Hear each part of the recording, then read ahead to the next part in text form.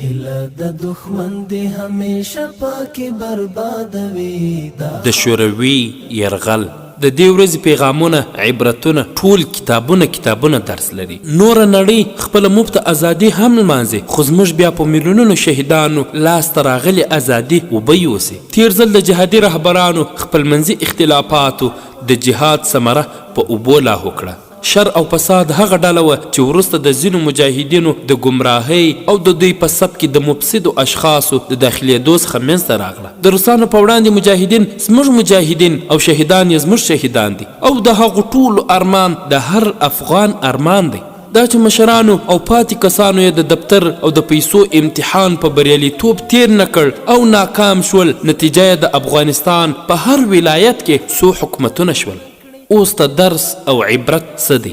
اوله مهمه خبره دا چې افغانان په هیڅ شرط او شرایطو کفر نه مني او نه یې ترمنځ فرق کوي. انګریز، روس، امریکا ټول دې ولس ته یو دی، نو څوک دې دلته د کفري نظامونو د کامیابېدو امید نه لري. دویم، افغانستان کې هر ځل یا د غلط خلکو کوشش او یا د غوره او نیکو خلکو چپ پاتې کېدل د ناورین سبب شوي. پاکو مجاهدینو صفونه پرېښودل، ویل یې جهاد کامیاب شو، هغه وه چې نتیجه کې شر او فساد په خپلو کوششونو افغانستان یو بحران ته ورټېلوهه. دریم، قلموالو خپل مسؤلیت ادا نه کړ. دوی په واقعي ډول اتل او بوتل ولس ته ورمعرفي نه کړ تر څو نوی نسل مو خپل دوستان او دشمنان پیژندلي وای. خو اوس وخت باید دا کار وشي. د اشغالګرو او د حامیانو جنایات یا مستند او آن لکه د ایران غوندې په نصاب کې ځای ورکړل شي. ایران په خپل نصاب کې د دسایس او دشمنۍ امریکا به ایران په نوم یو فصل تدریسوي. څلورم، تعلیم ته باید پوره پاملرنه وشي، خلکو ته دین وښودل شي او په عصري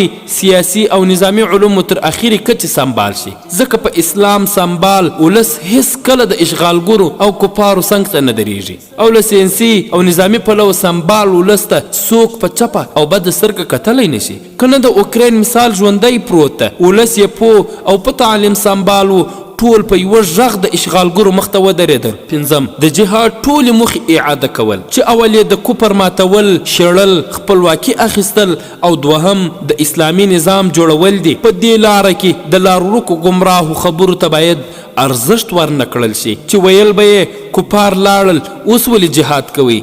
نه، جهاد تر هغه وخته کوو چې اسلامي نظام په سمه معنا قائم او ولس ته حقوق ورکړل شي. شپږم، ولس ته داسې خدمت کول چې خلک له اسلام راضي شي، نه دا چې اسلام خپلو غلطو کړنو ته ډال کړو او خدای مکړه داسې اعمال ونه کړو چې زموږ له وجې زموږ لاره او منهج بدنام شي، او یا موږ چې د کومې لارې اسلام استازیتوب کوو خلک له هغه زړه تورن شي. په تیر جهاد کې پورتني کارونه ونه شول او پایله یې ټول ملت ولیده او بیا همدغه ځورېدلي ملت پرې کړه. دا ځل باید د تیر عبرت واخیستل شي او تاریخ تکرار نشي. تر دې دمه حکومت ښه روان ده او د نورو ښه کېدو په تمه یې.